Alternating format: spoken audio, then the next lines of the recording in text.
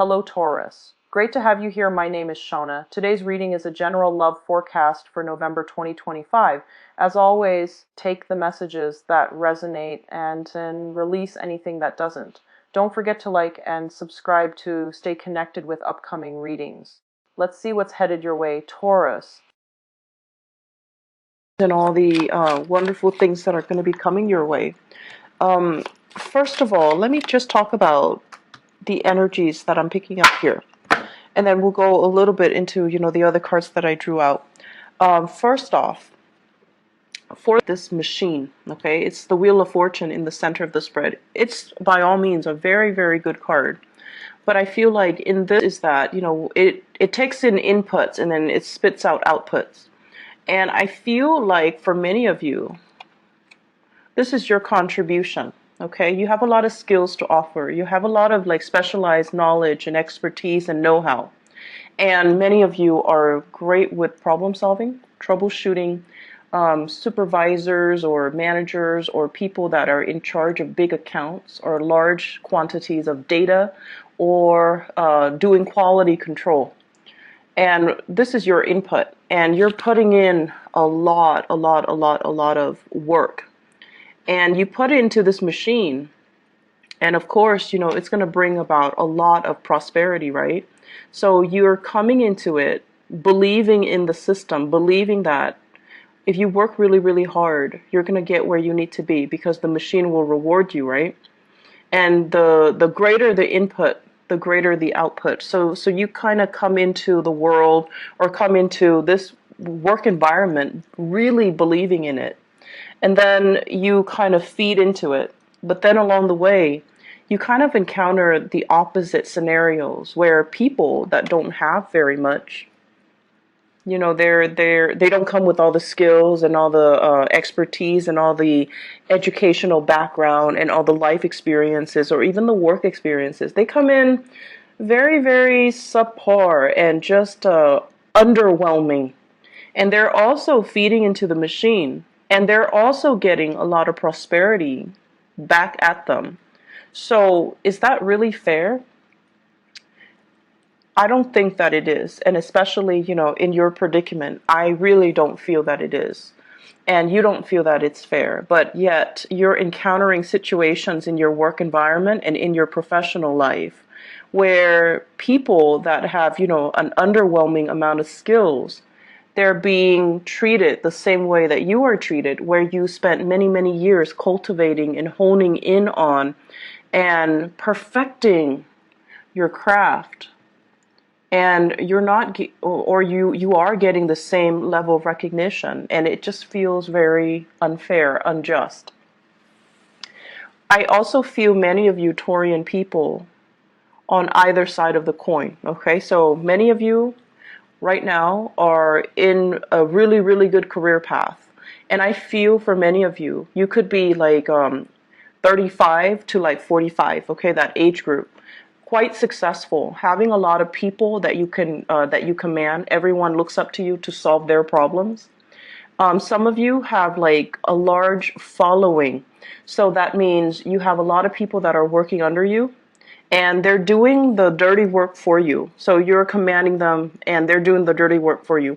It doesn't, it's not all about classism or anything like that, but it's just stating that people trust you to take the lead and people are willing to follow you because they trust your judgment. So it's a really good position to be. Some of you are in leadership positions as well, leaders amongst children, among the next generation, amongst people in politics as well. So it basically means that, you're in the public eye, you're under a lot of scrutiny, and you pass the test, mainly because you don't have a single blemish in your background. And then as a result of that, I feel like you're also feeding into this, building up your professional life, building up your networks, building up your connection. And I feel like you're already at that apex.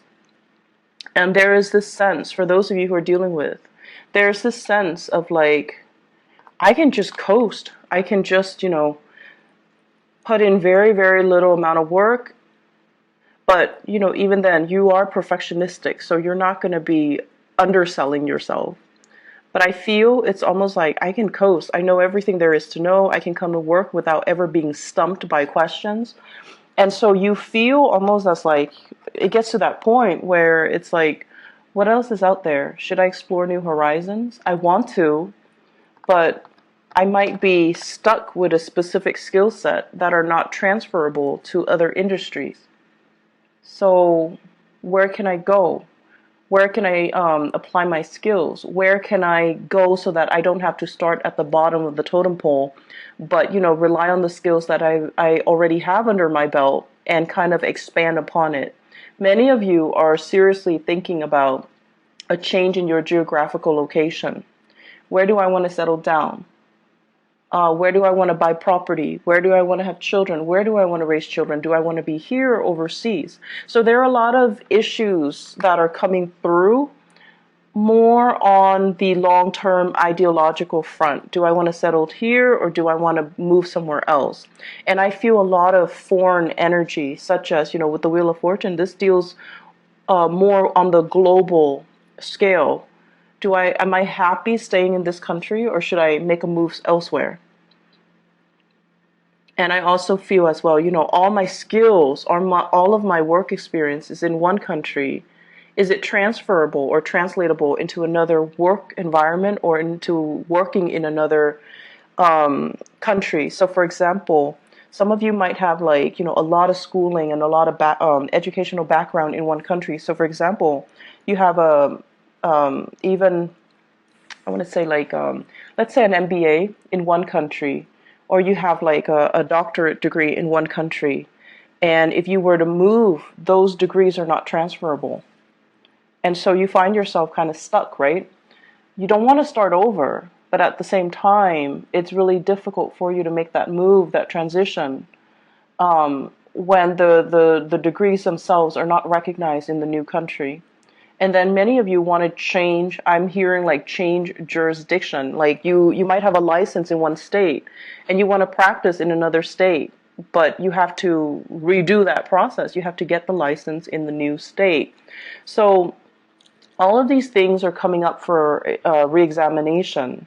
And I see a lot of people in institutional roles, like working in some type of either a federal agency or academic institutions, medical institutions, things that are accredited, things that require licensing, things that require it's not a walk in the park to get yourself in the door, to get your foot in the door. So if you were to leave it and start over, it can feel very daunting, and it can also feel like you have to start from scratch. But there are new opportunities that are coming in on the horizon right now, and I feel it's converging. It's like it's coming in for you. And some of you, you might have an offer on the table to switch agency, to switch into a new position, to switch into something a little bit different. And I feel like you're definitely emotionally drawn to that decision, to that offer. But it might not pay as much as you're hoping. It might not pay what you feel would be enough to support your standard of living. So it's a big trade-off here, but I feel like you're looking for something new. The status quo is okay. It looks great. You have a lot of respect. People really love and admire you in the work environment. They admire your work ethics. But I do sense that you've been here a little bit too long, and you're just like, I'm growing roots. I'm gathering moss. And so shifting, changing gears, moving would be the ideal circumstance. And there's this sense of wanderlust, again, like wanting something a little bit more exotic, wanting something a little bit different, okay? So that's coming into the picture. The rest of the spread, what it talks about overall is it deals heavily with, I keep seeing this for you guys as well. It's an environment where we really have to work together with other people. This is a card about collaboration, and this is deals heavily with exchanging in ideas, sharing our best practices, listening to other people, and finding mentors or finding teachers in very unlikely places. Okay, so it's sort of like learning by doing. And also, the people that you manage, they actually might be the ones that have a lot to teach you. So whereas you're hoping to learn from your supervisors, your manager, your higher ups, but in fact, because of this collaborative card, it deals heavily with learning from unlikely sources. It's like messengers come in all shapes and forms. So you might have an underling that's, like an intern that's just starting out. You're managing his or her work, and they're teaching you a lot of things. They're the ones that are bringing new ideas into the picture.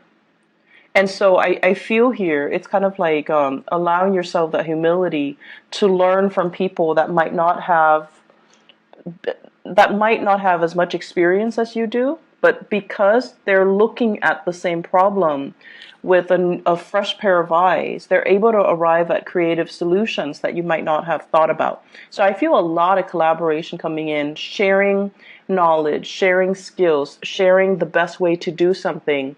And I feel as if this process alone, it's sort of like it's a really good process overall. I'm also sensing as if there are some people in your work environment that are taking it the wrong way. They're very much about hierarchy, and they're very much about, I've been here longer. You need to listen to me. This is a new person. They don't really have the skills and the expertise. They should not be able to tell us what to do, or they should not be able to, you know, I want to say, they should not have a say in the direction of the company because they haven't been around. So there are conflicting messages here regarding people that might have been in the field for a really long time, but they have no idea what they're doing, or they're so entrenched in it, it's hard for them to shift gears, and it's hard for them to think creatively. Okay, we all know those types. And then there are people that are brand new, that are very innovative, but no one's really giving them the time of day. So it is up to you to really try to shape young minds. Some of you might be teachers, shaping young minds. It might be up to you to, provide the creative framework so that you can allow these new people to explore, and allow these new people like some type of hands-on approaches so that they can learn by doing, and that they can, improve their problem-solving skills. So don't listen to the people that are like, I've been around, I know exactly what I'm doing, but they're not really, pulling their weight, or they're so entrenched in one way of doing things that they're not able to switch gears, think creatively, solve problems through a new, fresh pair of eyes, or, adopt new technology even. So success is only on the surface. You have to really delve deep to really, understand what people are dealing with and how they perceive their work, okay? Because success is only skin deep. So aside from that, the other messages that I'm getting in the picture here, it feels to me as if many of you are thinking about, once again, change in location. And you might, want to stay in the same job, but really, really thinking about like saving up, planning, plotting to kind of leave the nest. Some of you might be living with parents, and the housing environment looks a little bit crowded. The work that's cut out, it's sort of like, I have a space, I don't have to pay rent, or I'm paying very minimal rent, and I'm not doing all the chores. The chores are divided between all the people in the household, possibly with family. And so it just feels as if it's very comfortable. It's like, it's not a lot of work because it's spread out across many people. But you're at a point where you do want to grow, and you do want to be able to be independent. So many of you are at this place. Is a catch-22. On the one hand, it's so comfortable, and rent is cheap. But on the other hand, it's like, I really want to have my own space. So I see many of you plotting and planning in that regards. And I'm also seeing many of you, the house situation, there might have been You might have been thinking about like repairs and things like that. Like this is a card about marriage, and it's also like the physical dwelling, okay? When it's in the reverse, I usually think of like putting a lot of money into a relationship, putting a lot of money into housing repairs. And you might have come out since the beginning of the year or upper types of projects as it relates to this housing situation. And now you're like, is it really worth it? Can we just sell the house as is and then move on? But you're still biding your time, and everything that you do, you are taking very careful and methodical steps. So I feel like some of you are at that point where you're like, maybe we should just sell it, or maybe we should, change location and just rent somewhere else. Maybe we should change into another city. Maybe we should, leave the nest and create our own nest. For those of you who are newlyweds or who are thinking, who are in significant relationships and you're thinking about having children. So that's an element coming in as well. Career looks really, really good. I feel like for many of you, you're very established in your career and you're watching this. And then for others, you're at a place that is very, very safe. Okay, so it's like a tenured track, or it's like you have your foot in the door in some type of a career building position. So it could be like a governmental agency, it could be with the county, it has really good benefits and things like that. That's what I'm sensing. And if you stay there, you can shift very quickly into a management position. And then from there, you can go into a senior position. So I feel like your career is already set, but you're just like, I'm not sure if this is where I want to be, because life is still calling me. Foreign lands, foreign seas, foreign languages, foreign people, it's still exotic. So I feel many of you are at a point where you have something that's really good, but you're still not 100% content. There's still that pull, that wanderlust, okay? I pulled out these 3 cards, and I wanted to see what your love life looks like. Mainly because this is so work and career and finance focused that I wanted to, specifically look at other areas of your life. So what I have here, first of all, is a water sign. So this is a Pisces, Cancer, Scorpio, Sun, Moon, or Rising. This is somebody who's very home-based, very home-oriented, okay? On the weekends, they don't want to go out with friends. They want to just stay home and cuddle and spend a lot of time with you. This is somebody that calls and checks up on you when you're at work. Not so much checking up, but, they check in on you. They're a little bit more... they need a lot of reassurance. They need a lot of time. They need a lot of attention. And I feel like many of you, this is a relationship partner for many of you. And I feel for many of you, this is somebody that you're married to. This is somebody that wants to settle down, that wants to that might ask you, do we want to have more children, or can we have more children? They also want their own space with you. For many of you, that's like, they're kind of telling you, let's start a family, let's build a nest, let's move out, let's live on our own. And then for others of you, I feel like you are in a long distance relationship with another person. And what I'm feeling here is distance, space, and things like that. I feel like a fire sign. Sagittarius, Aries, or Leo, okay? And I have here the card of Leo. That's coming out very prominently, and I do have here this fire sign. So I feel like there might be a long distance relationship where it's I don't feel like it's new. I feel like it's been ongoing, and it's kind of difficult to maintain, mainly because you're at this point where the person might be wanting to start a family. The person might be wanting to, settle down, have roots, and things like that. And so once again, Aries, Sagittarius, or Leo.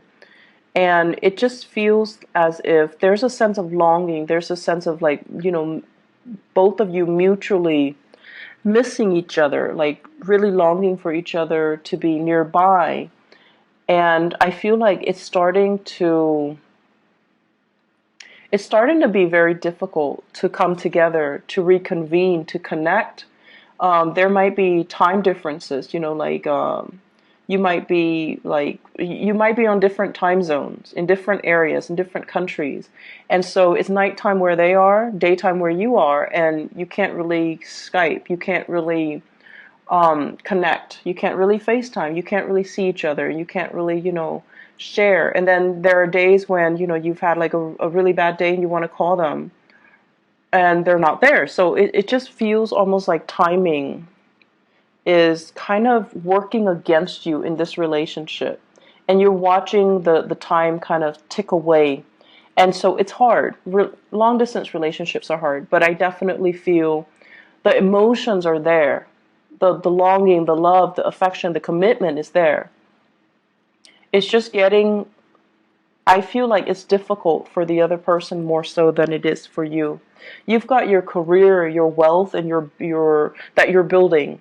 The other person, they're okay. I mean, I don't feel they're financially in dire strait or anything, but I feel the longing and the missing and the, wanting to be together. That is taking its toll on them emotionally. And so it's a little bit challenging for the two of you to continue in the relationship because you don't really know, you don't have a vision of how the two of you are going to reconvene. You don't have a vision of how the two of you are going to come together and be, establish a family. Okay, so it's like you need to work this out in your current relationship. What I also have as well, for those who are single people who are, out dating and things like that, I feel like there might have been a recent breakup here with the Four of Wands.